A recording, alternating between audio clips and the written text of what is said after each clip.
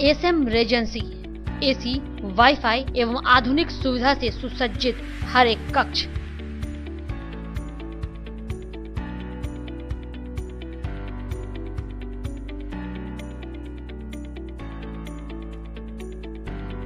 सौभाग्य विवाह भवन एवं मीटिंग हॉल, शादी विवाह में भवन के साथ संपूर्ण सुविधा। न्यू एवन रिटेलर्स, जहां किचन होल्ड सहित हर घरेलू सामान सस्ते दर पर गुणवत्ता के साथ उपलब्ध। रसराज स्वीट्स एंड बेकरी, स्वादिष्ट मिठाइयां सहित बेकरी के कई आइटम उपलब्ध।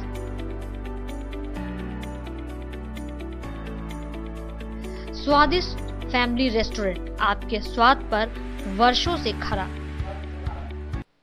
आपकी संतुष्टि हमारा विश्वास, अवश्य पधारें। IB Smriti by doctor Shukla, Darbhanga के ग्रामीण से शहर तक का एक विश्वास।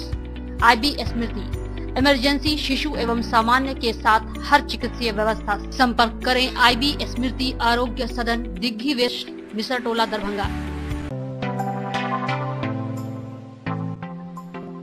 Metro test tube baby centre, Bakarganj Daru Bhatti चौक के आगे, बिहार स्टेट हाउस के सामने।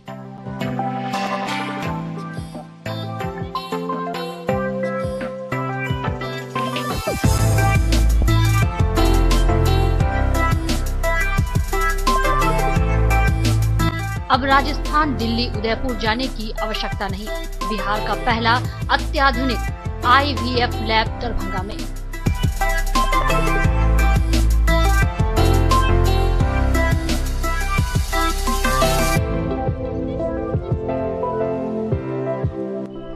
इमरजेंसी सेवा के साथ सभी स्वास्थ्य सेवा उपलब्ध।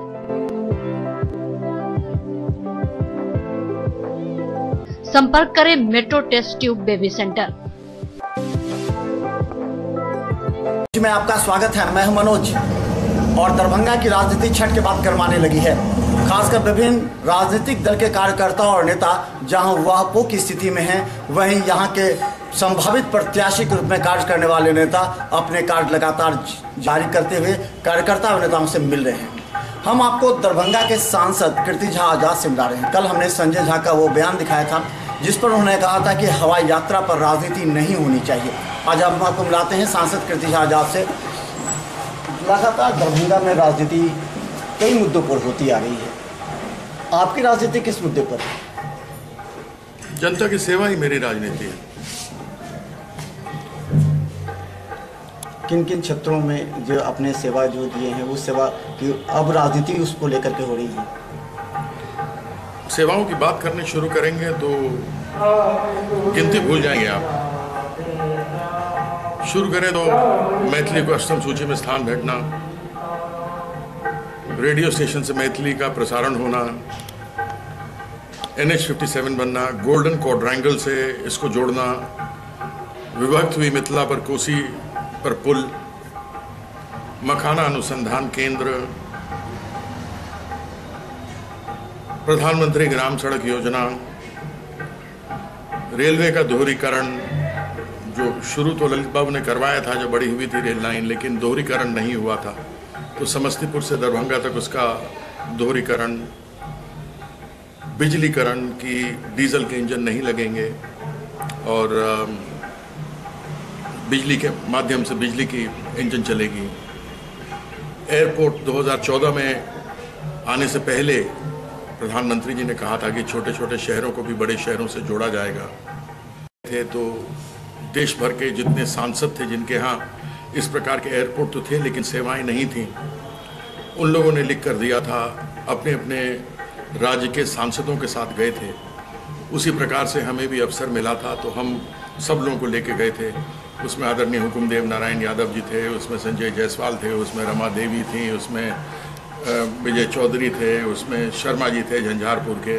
जितने लोग आप गिन सकते हैं क्षेत्र के, वो सभी लोग गए थे और हम लोगों ने ये बात रखी थी। और जब प्रधानमंत्री जी ने देखा कि इसको लेकर लोगों के अंदर बहुत उत्साह है और बहुत ज़्यादा लोग इसमें सांसद इसमें आ रहे हैं, तो उन्होंने उड़ान सेवा 2017 में शुरू की थी। लेकिन चिट्ठी यदि आप देखें तो मंत्रालय में चिट्ठी हमारी लिखी हुई गई हुई है 2014 में ही, उसका जवाब भी आया हुआ है। और उसके बाद आगे जो हमने कार्य किए हैं वो सब है। आप कहेंगे तो मैं ऊपर से फाइल ला करके आपको दे दूँ। ऐसा नहीं लग रहा कि अगर आपने अच्छा कार्य किए हैं तो आने वाले समय में एनडीए के प्रत्याशी को फायदा पहुंच जाएगा इससे?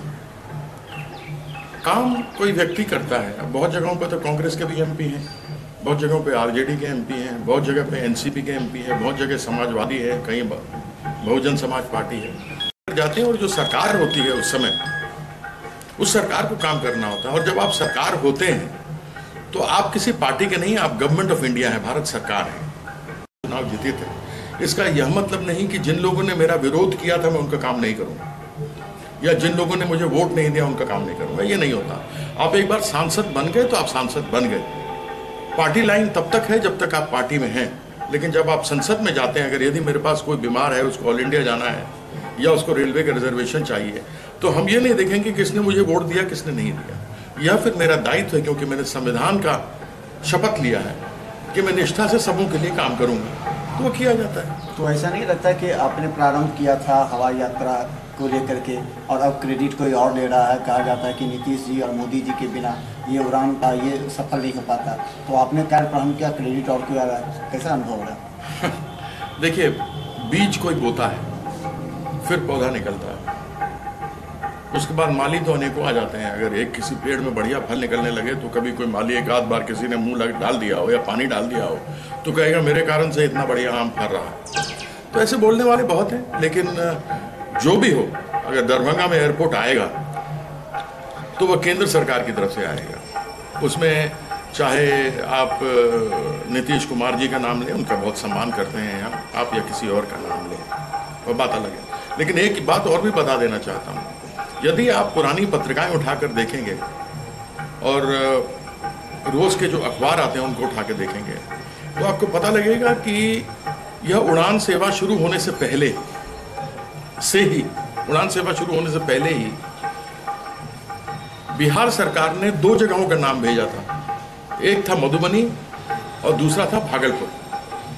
पूर्णिया और दरभंगा इसलिए नहीं भेजा गया था क्योंकि हम लोगों ने पुरजोर विरोध किया था यहाँ, जनताओं की बात को लेकर। व्यक्तिगत विरोध नहीं किया था, लेकिन जो मुखिया हैं अपने प्रदेश के, नरेंद्र मोदी, माफ कीजिएगा, नीतीश कुमार जी, उनको हम लोगों ने मुख्यमंत्री का विरोध किया था, नीतीश जी का नहीं किया। उन्होंने भी अखबार में इश्तेहार दिया था, हमने भी अखबार में पूरा फुल पेज, आपको याद होगा, अच्छा सड़क, पानी, सुखाड़, बाढ़ सबको लेकर पूछा था। तो यह अंदर मन में विद्वेष था, इसलिए दरभंगा और पूर्णिया जो सबसे उपयुक्त हैं एयरपोर्ट बनाने के लिए, उनका नाम नहीं जाकर भागलपुर और मधुबनी का भेजा था बिहार सरकार ने, और दोनों को एयरपोर्ट्स अथॉरिटी ऑफ इंडिया ने मना कर दिया था। और तब तक मैं पूर्णिया के लिए उस समय 15वीं लोकसभा में उदय सिंह जी ने पूर्णिया से लिखा था, पूर्णिया के लिए लिखा था, और हमने 2014 में जब प्रधानमंत्री जी ने अपने चुनावी घोषणाओं में या चुनावी भाषणों में यह घोषणा की थी तो हमने किया था। तो यह बात आगे तक जब पहुंची और हमने चिट्ठी लिखी मंत्रालय को, तो वहाँ के लोग यहाँ पर देखने आए थे दरभंगा को और पूर्णिया को। तो मुझे किसी लल्लो चप्पो और ये सब जो स्वयंभू नेता हैं उनका जवाब देने की आवश्यकता नहीं है। जो लोग केवल एक पैरासाइट की तरह रहते हैं, जोक की तरह चिपक जाते हैं शरीर में, ऐसे पैरासाइटों का मैं क्या जवाब दूंगा, जिनका कि बालिका गृह कांड में नाम हो या किसी और चीज़ों में नाम हो। ऐसे लोगों का तो नाम भी लेना जबान पे सुबह सुबह बहुत खराब होता है। अच्छा, ये जो अभी ये शो हो रहा है अभी, इसको लेकर के राजनीति हो रही है, कई लोगों का कहना है कि कीर्ति जी इसमें जो पास लेकर के दिखा रहे हैं वो उनका कुछ थे, वो इसी बहाने दिखाना चाहते हैं कि हमने कार्य किया। नहीं, हमने कोई कार्य नहीं किया।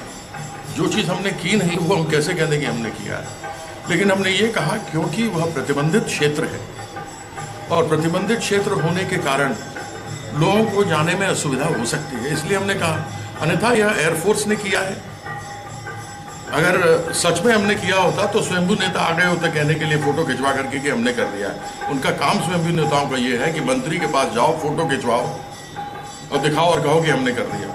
जैसे फुक्सियार होता है, शेर शिकार करता है और शिकार करके उसको जब अच्छे से खा के पेट भर के जाता है पेड़ की छाया में सोने, तो पीछे पीछे फुक्सियार घूमता है। वो जाके शिकार पर जो खाया हुआ होता है, शेर ने जूठा छोड़ा होता है, उसमें मुंह खड़ा करके हुआ हुआ करता है कि जैसे उसी का किया हुआ शिकार है। तो ऐसे झूठे अगर हमने किया होता तो अभी तक फोक्स यार आ गए होते कहने के लिए कि उन्होंने ही करवा दिया। हमने कुछ नहीं किया, एयरफोर्स का धन्यवाद है, उन्होंने अपनी तरफ से किया है। हमने इसको केवल सुख सुविधा दे सके, बढ़िया है। लेकिन एयरफोर्स ने अपने आप ही ये कहा कि ये फ्री होगा, परिचय पत्र लेकर के आएंगे, तो हमने भी वह चीज़ अपने मीडिया वाले कॉलम में डाला है। यदि ये हमसे गलती हो गई तो क्षमा कर दीजिए, आगे से कोई सूचना नहीं देंगे आप लोग। कर दीजिए, एक चीज़ हमने पहले भी पूछा था और आज भी पूछ रहे हैं, हो सकता है कि ये 3 महीने के अंदर कुछ आपके स्टेटमेंट बदलाव हो गया। आप एनडीए और यूपीए दोनों के लिए संकट है, राजद में भी और आप भाजपा में भी। राजद और कांग्रेस का जो तालमेल है उसको लेकर के अटकलें लगाई जा रही हैं। आपकी तरफ से कोई निश्चित जो शब्द है वो नहीं आ रहे हैं, तो वह पो की स्थिति है। अभी कुछ बदलाव आया क्या कुछ में? मनोज बाबू, बड़ा आदमी बनना हो तो छोटी बातें नहीं सोचा करते, ये हमारे पिताजी कहा करते थे।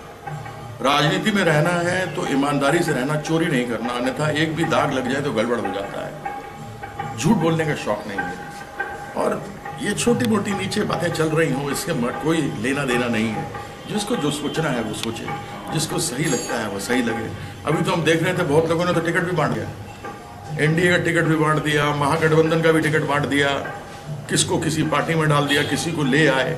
ये तो अभी तक तय ही नहीं हुआ कि कौन सा किस सीट पर लड़ेगा, और उसके बाद फिर इस तरीके की अटकलें लगाना, खास करके उन लोगों के पास जिन लोगों का ना आधार है, आधारहीन लोग हैं, चमचागिरी कर करके यहाँ तक पहुँचे हैं, जिन लोगों का कोई मतलब नहीं है राजनीति से दूर दूर तक, वो बैठे ऐसी चर्चाएं करते हैं। तो मुझे उसको लेकर के किसी के बारे में कोई टिप्पणी नहीं करनी। सब खुश रहें, माँ भगवती सबको प्रसन्न रखें, यही कह सकते हैं। अब तो आप कह दीजिए कि आपका यहाँ के टिकट के लिए प्रमुख दावेदारी कांग्रेस से भी हरी झंडी मिल गई है। अब लोगों को तो बता ही देना पड़ेगा, क्योंकि मनोज बाबू, पत्रकारिता वह होती है कि जब तक आपके पास सबूत न हो तब तक प्रश्न पूछने का कोई औचित्य नहीं है। यदि मुझे कांग्रेस से टिकट मिल गया है और आपके पास वह कागज है तो मुझे दिखा दीजिए, मैं मान जाऊंगा। तो फिर क्या कहना है जनता को? और कुछ नहीं, क्या कहेंगे हम यहाँ पर 20 साल से कर रहे हैं। देखिए मनोज जी, मेरी बात, पत्रकार वही होता है जो मुद्दे पर घेर कर सामने की आदमी की जबान बंद कर दे। हम यदि यहाँ 1999 से आज तक 3 बार जीते हैं तो लोगों के आशीर्वाद से जीते हैं। हम वो नहीं है कि ऊपर से कोई निर्णय लेंगे, कांग्रेस से लड़ेंगे कि आरजेडी से लड़ेंगे कि बीजेपी से लड़ेंगे, आ गए और लोगों पे थूक दिया। ये ध्यान रखिएगा कि 1986 मेरा विवाह भी यहाँ हुआ है, मेरे लोग कुटुंब भी हैं यहाँ पर, और मैं उनकी इज्जत करता हूँ। इसलिए हम सांसद रहें न रहें, कुटुंब तो जिंदगी भर तक रहेंगे। इसलिए इन सब चीज़ों के ऊपर ज़्यादा ध्यान मत दीजिए। बढ़िया आपका चलता है मिथिला मंच, इसको चलाते रहिए और भगवान इसी तरीके से आपको तरक्की और बरकत करता रहे। लेकिन एक सवाल जनता का, वो हमें पूछने का अधिकार है कि आखिर कीर्ति आजाद जो घूम रहे हैं क्षेत्र में, तो क्या यूपीए के समर्थन के लिए घूम रहे हैं या फिर एनडीए के विरोध में घूम रहे हैं? हम जनता के समर्थन के लिए घूम रहे हैं।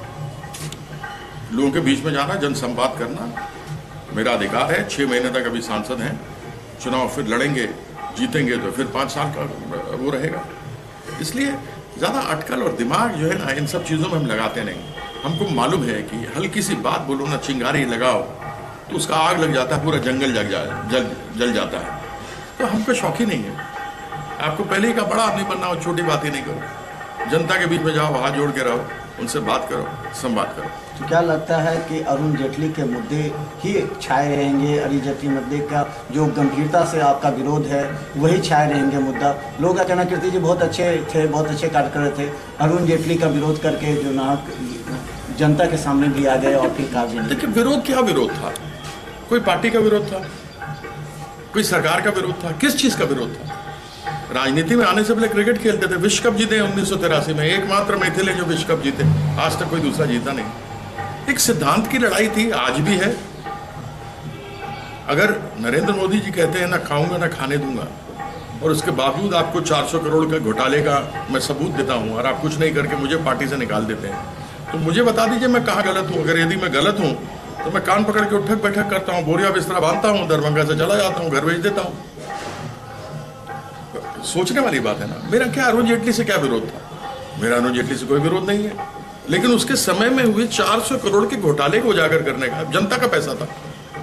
आप जैसे लोग जो जाकर वहां मैच देखते थे, और क्योंकि लोकप्रिय खेल है और वहाँ से अलग अलग प्रचार के जो पैसे मिला करते थे बड़ी बड़ी कंपनियों से, उस पैसे को खाया गया ना, तो वो पब्लिक का पैसा था ना। तो पब्लिक का पैसा जो खाया गया वो पब्लिक को वापस मिलना चाहिए, और जिन लोगों ने खाया है उसको अंदर जाना चाहिए। अब हमने 15वीं लोकसभा में 2G घोटाला सुना होगा, 1,76,000 करोड़, कोयला घोटाला 1,86,000 करोड़, 3G घोटाला, कॉमनवेल्थ घोटाला 70,000 करोड़, एक के ऊपर FIR हुआ इन 4-4.5 सालों में। यह भी तो प्रश्न पूछना चाहिए ना, केवल अरुण जेटली पर क्यों रह जाते हैं? आज 2 करोड़ नौकरियां हर साल मिलनी थी, मिली क्या? ये क्या सकारात्मक आलोचना नहीं है?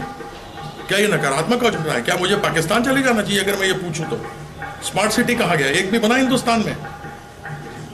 अगर इसके लिए पूछूं तो मुझे जेल चले जाना चाहिए? 15 लाख रुपए लोगों के बैंक अकाउंट में आए क्या?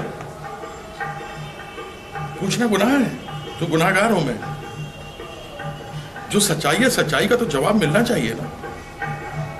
आज क्षेत्र में जाते हैं, लोग पूछते हैं अच्छे अच्छे पढ़े IIT IIM, कुछ लोग तो मजाक कर रहे थे कि यह मालूम होता कि चाय वाला देश का प्रधानमंत्री बन सकता है तो पढ़ाई लिखाई करके लाखों रुपए खर्च करने की जरूरत क्या थी?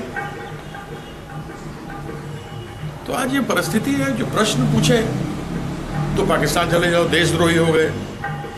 क्यों भाई, क्यों देशद्रोही हो गए? दरभंगा के सांसद कीर्ति झा आजाद, हम ये सवाल इसलिए पूछ रहे हैं कि दरभंगा की जनता अब ये जानना चाहती है कि कीर्ति झा आजाद का स्टैंड क्या है, क्योंकि जो इनके समर्थन में है वो खुलकर समर्थन में आ सके, जो विरोध में है वो खुलकर विरोध में आ सके। लेकिन कीर्ति झा आजाद की खामोशी इस मुद्दे पर ये जानना चाह रहे हैं कि आखिर समय रहते ही सब कुछ साफ होगा, लेकिन धुंधली छवि बहुत कुछ आ रही है। और लोग ये कहना चाहते हैं कि कीर्ति आजाद जो पूरी तरह अपने कार्यकाल के दौरान ईमानदारी से खर्च के, ना इन पर 1 रुपया का घोटाला, अगर विपक्ष अगर मजबूत होता और इन पर घोटाला का आरोप लगाता, वो नहीं लगा सका। इसका मतलब ईमानदारी से उन्होंने अपने कार्यकाल का निर्वहन अवश्य किया है। लेकिन सवाल यह है कि मात्र अरुण जेटली के विरोध का इतना खामियाजा भुगतना पड़ा कि अच्छे कार्य करते हुए भी इन्हें पार्टी से निलंबित होना पड़ा, और ये अभी राह देख रहे हैं। कितने दिनों तक राह देख रहे हैं? कुछ तो वहाँ से सिग्नल मिला होगा कि या तो निलंबित करो या हटा दो, बीच में अधर में लटका करके। मनोज जी, बेतुके सवाल का मेरे पास जवाब नहीं है। फिर बोलूँगा, बड़ा आदमी बनना हो तो छोटी बातें नहीं करते, और मुझे नहीं करना। 1993 से जीता हुआ हूँ, जब पहली बार गोल मार्केट से विधानसभा का चुनाव जीता, 700 वोट से हारा तो शीला दीक्षित मुख्यमंत्री बन गई। तो मुझसे ये बार बार प्रश्न न पूछे, मुझे अच्छा नहीं लगा। मैं छोटी बातें करना ही नहीं चाहता। तो चले आप बता दें, आप बड़ी बातों में क्या दरभंगा के आगे क्या आपका प्लान है, और किस तरह दरभंगा अभी 6 माह अभी आपके हैं, 6 माह में आपने क्या क्या प्लानिंग है, किस तरह आप आगे जनता के लिए कार्य करना चाहते हैं? कार्य तो बहुत किए, ऐसे बहुत सारे कार्य जो अधर में पड़े हुए हैं। 4 करोड़ 74 लाख रुपया तीनों पोखरा के लिए 15-16 में आ चुका है, सौंदर्यीकरण के लिए। वो पैसा क्यों नहीं लगा मुझे मालूम नहीं। DM का हरदम सुनते हैं कि अब होगा, लेकिन होता नहीं है। IT सॉफ्टवेयर पार्क खोलने के लिए 15-16 में रविशंकर प्रसाद जी से अनाउंस करवा दिया था दरभंगा के लिए। उसमें उन्होंने कहा था कि 2 एकड़ जमीन दे दें या 45,000 स्क्वायर फीट जमीन दे दें तो हम IT सॉफ्टवेयर पार्क यहाँ खोल सकेंगे। लेकिन वो जमीन अभी तक नहीं मिली। हवाई जहाज के लिए जमीन नहीं मिली है, एयरपोर्ट के लिए, जो बिहार सरकार से मिलनी थी। दोनार का ओवरब्रिज का रेलवे पर 2013 में ही हमने कर दिया शिलान्यास। केंद्र सरकार रेलवे मंत्रालय से पैसा आ चुका है, लेकिन बिहार सरकार ने अभी तक जमीन अधिग्रहण नहीं करना शुरू किया, उसके कारण से समस्या है। और म्यूजियम गुमटी, दोनार, चट्टी चौक, लेरे सराय और पंडा सराय और कगवा गुमटी, इन 5 का ऑलरेडी लिस्ट में है, लेकिन बिहार सरकार ने जमीन अधिग्रहण नहीं किया, उसका नक्शा अभी तक नहीं बनाया। इसलिए यह सारे रेलवे ओवरब्रिज अधर में लटके हुए हैं। तो काम तो बहुत सारे हैं, और जिस दिन ये काम होगा, अगर आज होगा, कल होगा, 6 महीने में होगा, ये तो लटके उनके कारण से, हमारी तरफ से तो आ गया है। होगा तो अब लोग शायद ये भूल जाएंगे कि हम लेकर आए थे, और कोई ना कोई बीच में लेकर सड़क पर उतरेंगे या जनता के बीच जाएंगे, इसमें कोई ना कोई फिर बीच में स्वयंभू नेता आएगा और कहेगा कि नीतीश कुमार ने करवा दिया। इसलिए आप खामोश हैं। खामोश क्या, मतलब जरूरी है कि जबरदस्ती कुछ बोलना चाहिए? क्योंकि ये मुद्दे तो जाना चाहिए जनता के बीच में कि अहम मुद्दे हैं ये तो जान चुके हैं। मैं एक बार नहीं हजारों बार प्रेस कॉन्फ्रेंस कर चुका हूं, लेकिन समस्या ये है कुछ पत्रकार बंधुओं को कि शहर में ही रह के, जैसे इनार में एक बेंग घुस जाता है ना, उसके लिए दुनिया ही पूरे वो कुआं हो जाता है, इनार हो जाता है। वही परिस्थिति है। जिस चीज को लोगों को निस्वार्थ होकर जो हमने काम किया उसको सामने लाना चाहिए, वो नहीं लाकर अब किसी न किसी कारण से दूसरों के द्वारा लिए गए क्रेडिट के बारे में मुझसे पूछते हैं, तो मैं क्या कहूँ? एम्स के बारे में क्या आपकी प्रतिक्रिया? एम्स के लिए भी कहा गया कि दरभंगा को चयनित किया गया है, इसमें क्या? ये तो मैंने 15 में ही, जिस समय 15-16 के बजट में ही आ गया था, उसी समय से स्वास्थ्य सचिव से बात करनी शुरू की थी। मुख्यमंत्री को 17 में चिट्ठी लिखी थी कि दरभंगा में आना चाहिए, नहीं आया। अब राजनीतिक दृष्टि से लेकर आए, बड़ी खुशी की बात है आप लेकर के आए दरभंगा में, लेकिन यह अस्पताल अगले 7-8 साल से पहले नहीं शुरू हो सकता। एम्स अभी जमीन चिन्हित होगी, उसका नक्शा बनेगा, उसके बाद गजट होगा, गजट होने के बाद में कौन सा खाता खसरा है उसको देखा जाएगा। ये करते बहुत समय लगेगा। यह केवल शिलान्यास किया जाएगा इसका, और इसका काम शुरू होने में कम से कम 4 से 5 साल लगेगा और खत्म होने में इसको 10 से 12 साल लगेगा। पटना का एम्स खत्म होने में और अभी तक फैकल्टी बिठाने में इनको 12 साल लग गए, तो आप क्या बात करते हैं? पहल कैसी है? ये पहल ये दूसरी जगह का था, गया का कहा जा रहा था, फिर यहाँ किया गया, पहल कैसी होगी जनता की? हमने यही बात कही थी कि एक एम्स गंगा के दक्षिण में, दूसरा ये भागलपुर में खोलना चाहते थे। हमने कहा था कि एक गंगा के दक्षिण में, एक मिथिला क्षेत्र गंगा के उत्तर में होना चाहिए। बिहार में 40 लोकसभा सीट हैं, जिसमें से 15 गंगा के दक्षिण में और 25 गंगा के उत्तर में, यानी 152 विधानसभा की सीट गंगा के उत्तर में। यहाँ पर अधिक आबादी है, इसलिए आप दोनों एम्स गंगा के दक्षिण में देकर यहाँ के लोगों के साथ, मिथिला के लोगों के साथ आप गलत कर रहे हैं। आपने गया कहा तो गया भी गंगा के दक्षिण में है, तो इसलिए मेरा यह कहना था कि यह एम्स गंगा के उत्तर में मिलना, मिथिलांचल क्षेत्र में मिलना, ये शुरू से कही थी। तो मेरे प्रेस कटिंग में भी आप निकाल कर देखेंगे तो आप देखेंगे कि ये 2 साल पहले हमने कहा। और अब एक अंतिम और महत्वपूर्ण सवाल, आप मिथिला के पाहुन हैं, पाहुन रहेंगे, और जो लोग आपको पाहुन के रूप में अभी तक अपने दिल में स्थान दिए हैं, क्या लगता है कि आगे की क्या करनी है? पाहुन का स्थान तो हरदम ऊंचा रहता ही है ससुराल में, और वैसा ही रहेगा।